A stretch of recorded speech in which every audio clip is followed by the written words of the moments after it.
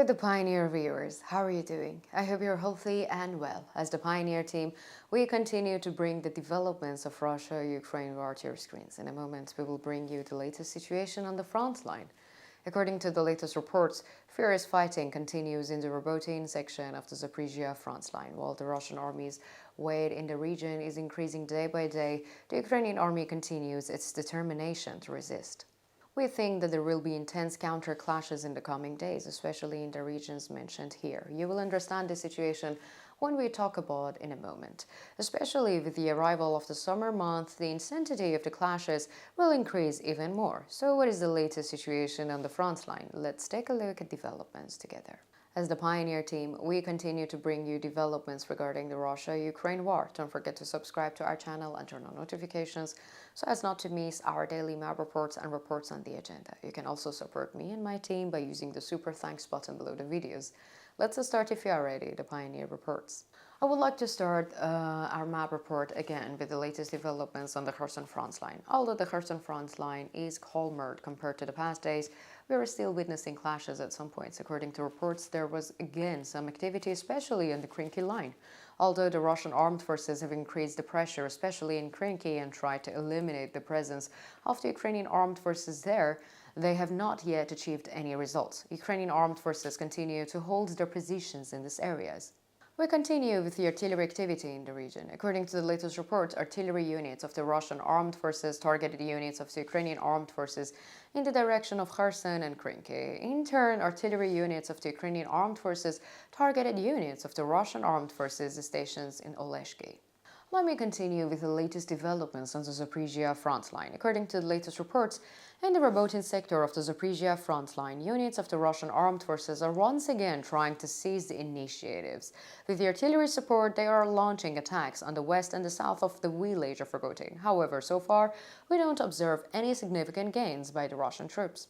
On the other hand, units of the Russian armed forces are also attempting to advance in the direction of Verbov. However, so far, we can't say that the Russian troops have managed to advance here as well. And especially, the defense line of the Ukrainian armed forces seems to be quite successful here. So far, all the Russian army's breakthrough operations have failed.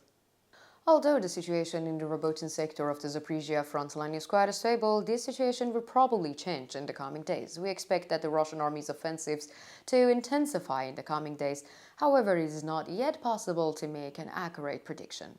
Let's continue with the artillery activity in the region. According to the latest reports, artillery units of the Russian armed forces targeted Ukrainian armed forces positions in Pyatykhatki, Novodanilivka, Belhoroi, Karnov, and Malinkovka. In turn, artillery units of the Ukrainian armed forces targeted Russian armed forces positions in Zhorobyanki, Kopani, Novoprokopovka, and Verbov. Now let's continue with the latest developments in the Volheldar sector of the Zaporizhia front line. As you know, there has been a calm here for some time, and the Russian army had carried out attacks here for quite a long time, especially Stromoyorsk and Yorkhain were subjected to attacks by the Russian army. When we look at the reports, we see that there were Russian attacks here again. However, we can't say that these attacks also yield any results because the Ukrainian defense line here is quite strong and the Russian army has not achieved any results in its offensive operations for about 5 months.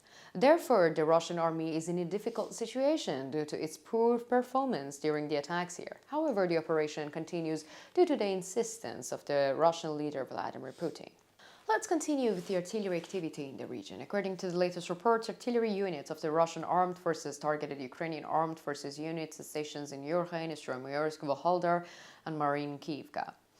In turn, artillery units of the Ukrainian armed forces targeted Zavidny Bazhania and Malinkovka. Let's continue by analyzing the latest developments on the Donetsk front line. According to the latest reports, units of the Russian armed forces carried out offensive operations in Novomikhailivka after shelling the Donetsk front line. We can say that the village of Pobeda is now fully under control. Once this control was established, the Russian armed forces units advanced along the T-0524 route, seriously threatening the Ukrainian garrison from the northeast. The Ukrainian armed forces are already in a semicircle here. The closing of this semicircle will lead to even bigger problems. Therefore, it is time to think about the withdrawal here as well.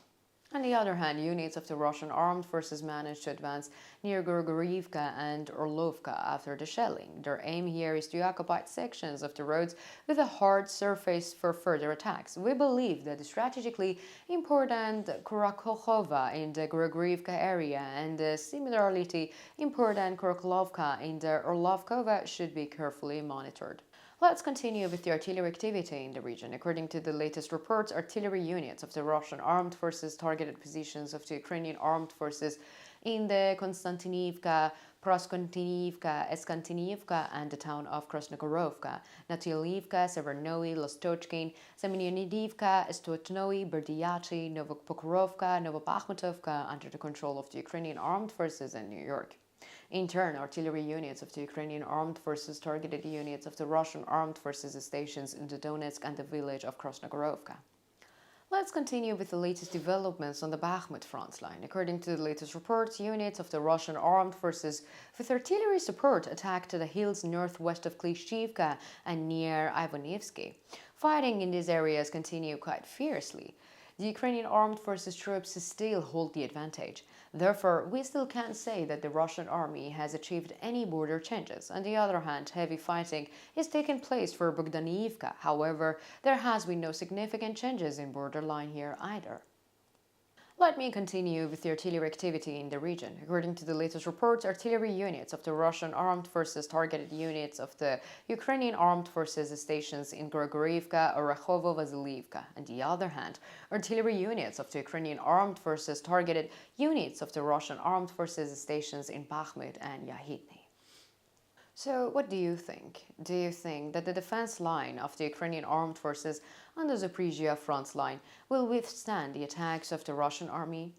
Or do you think that the Russian troops will advance further? Do you think that the Ukrainian army will have a chance to launch a new counteroffensive?